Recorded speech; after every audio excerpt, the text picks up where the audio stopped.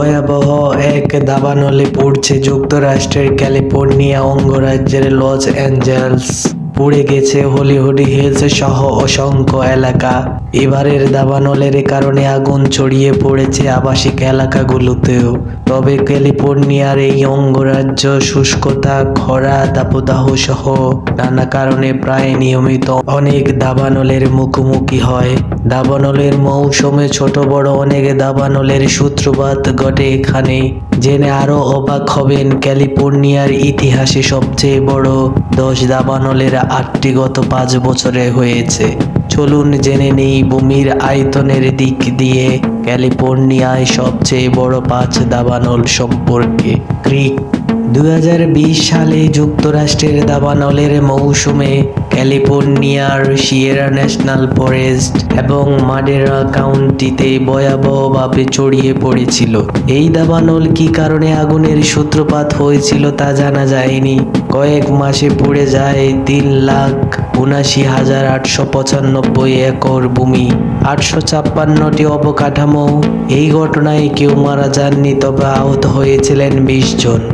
SCU lightning complex 2020 সালে বজ্রপাত থেকে SCU লাইটেনিং কমপ্লেক্স দাবানলের সূত্রপাত হয়েছিল। দাবানলে 3,09,624 একর ভূমির গাছগাছালি ও স্থাপনা পড়ে গিয়েছিল, তবে কেউই এতে প্রাণ হারাননি। আহত হয়েছিলেন 6 জন। এই দাবানল নিয়ন্ত্রণে আসে 1 অক্টোবরে। মেন্ডোসিনো কমপ্লেক্স 2018 সালে একই সময়ে ক্যালিফোর্নিয়ার উত্তরাঞ্চলে 2টি দাবানলের সৃষ্টি হয়েছিল, যাদের একসাথে বলা হয় মেন্ডোসিনো কমপ্লেক্স। এই 2 আগুন পুরোপুরি নিভতে পরের জানুয়ারির পর্যন্ত সময় গড়িয়েছিল। 2 দাবানলে মোট 4,59,113 কোটি একর জমিন ক্ষতিগ্রস্ত হয়। দাবানলে 1 জন নিহত এবং 3 জন আহত হন।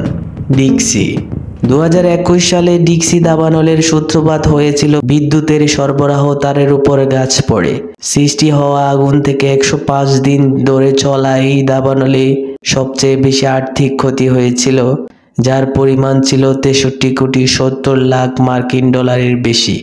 9,06,309 একর ভূমি ক্ষতিগ্রস্ত হয়েছিল।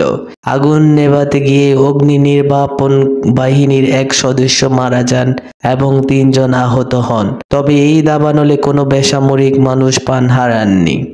আগস্ট কমপ্লেক্স ক্যালিফোর্নিয়ার এই দাবানলের সূত্রপাত হয়েছিল 2020 সালে। বজ্রপাত থেকে 38টি আলাদা আলাদা জায়গা 4 মাসের বেশি সময় ধরে চলেছিল এই দাবানল। পুড়ে গিয়েছিল 10,32,600 একর বনের গাছগাছালি ও বিভিন্ন স্থাপনা। এমনকি এই দাবানল ছড়িয়েছিল একাধিক দেশেও। ক্ষতিগ্রস্ত হয়েছিল হাজার হাজার মানুষ, তবে মানুষের মৃত্যুর সংখ্যা অনেক কম ছিল। দমকল কর্মীদের মধ্যে 1 জন নিহত হয়েছিলেন এবং 1 জন আহত হয়েছিলেন। এই দাবানলে 935টি অবকাঠামো পুড়ে গিয়েছিল। ক্ষয়ক্ষতির পরিমাণ ছিল প্রায় 32 কোটি মার্কিন ডলার।